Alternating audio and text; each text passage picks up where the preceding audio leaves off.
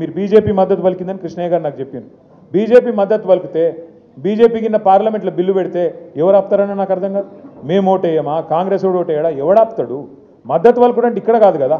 ఒకసారి మోడీ గారి దగ్గర తీసుకుపోమని బీజేపీ వాళ్ళకి చెప్పు, మేము కూడా వస్తాం. మోడీ గారి దగ్గర అపాయింట్మెంట్ ఇప్పింది, మేమందరం వస్తాం. మోడీ గారు ఒక్కసారి అనుకుంటే తెప్పకే అయిపోతుంది. తెల్లారి బిల్లు పెట్టచ్చు, స్పెషల్ సెషన్ పెట్టచ్చు, బిల్లు పెట్టచ్చు, ఒడిసేపోతుంది. అంటే నేను అనేది ఏంటంటే ఇక్కడిక్కడ కొట్లాడుకున్నాడు, ఇక్కడ యుద్ధాలు చేసుడు, ఒకళ్ళ మీద ఒకళ్ళు మాటలు చేసుడు, పొన్నం ప్రభాకర్ మమ్మల్ని తిట్టుడు, మేము ఆయన తిట్టుడు, పొన్నం ప్రభాకర్ మళ్ళీ అడ్లూరు లక్ష్మణ్ తిట్టుడు మధ్యలో ఇవన్నీ ఎందుకు ఊకే?